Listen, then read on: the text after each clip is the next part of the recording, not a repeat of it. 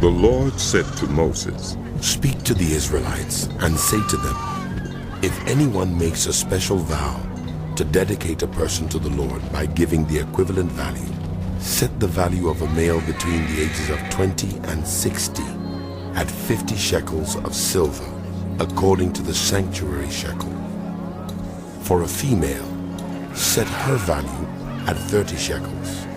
For a person between the ages of 5 and 20, set the value of a male at 20 shekels, and of a female at 10 shekels.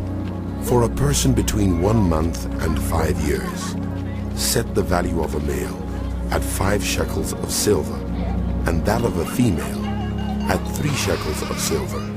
For a person 60 years old or more, set the value of a male at 15 shekels, and of a female at 10 shekels. If anyone making the vow is too poor to pay the specified amount, the person being dedicated is to be presented to the priest, who will set the value according to what the one making the vow can afford. If what anyone vowed is an animal that is acceptable as an offering to the Lord, such an animal given to the Lord becomes holy. They must not exchange it or substitute a good one for a bad one, or a bad one for a good one. If they should substitute one animal for another, both it and the substitute become holy.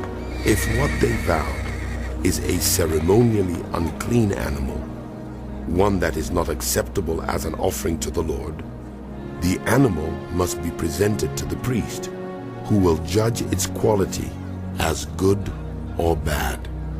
Whatever value the priest then sets, that is what it will be. If the owner wishes to redeem the animal, a fifth must be added to its value. If anyone dedicates their house as something holy to the Lord, the priest will judge its quality as good or bad. Whatever value the priest then sets, so it will remain.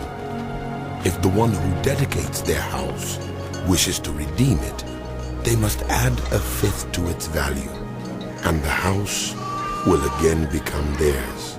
If anyone dedicates to the Lord part of their family land, its value is to be set according to the amount of seed required for it.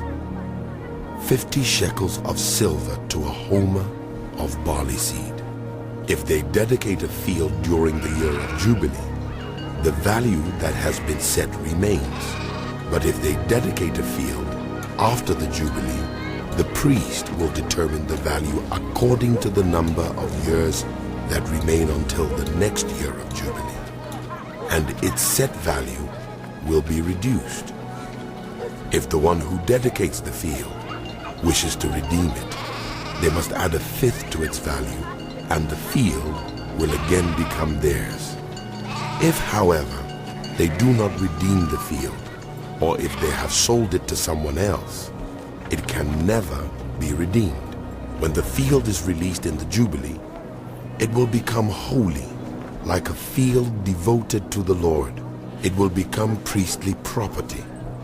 If anyone dedicates to the Lord a field they have bought, which is not part of their family land, the priest will determine its value up to the year of Jubilee, and that person must pay its value on that day as something holy to the Lord. In the year of Jubilee, the field will revert to the person from whom it was bought, the one whose land it was.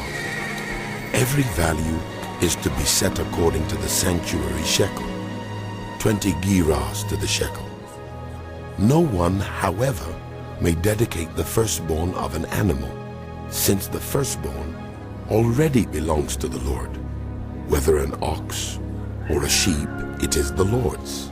If it is one of the unclean animals, it may be bought back at its set value, adding a fifth of the value to it.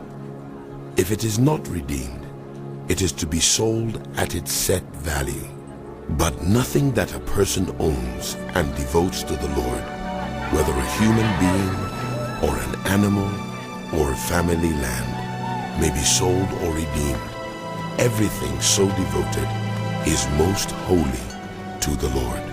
No persons devoted to destruction may be ransomed. They are to be put to death. A tithe of everything from the land, whether grain from the soil or fruit from the trees, belongs to the Lord. It is holy to the Lord. Whoever would redeem any of their tithe must add a fifth of the value to it. Every tithe of the herd and flock, every 10th animal that passes under the shepherd's rod, will be holy to the Lord. No one may pick out the good from the bad or make any substitution. If anyone does make a substitution, both the animal and its substitute become holy and cannot be redeemed. These are the commands the Lord gave Moses on Mount Sinai for the Israelites.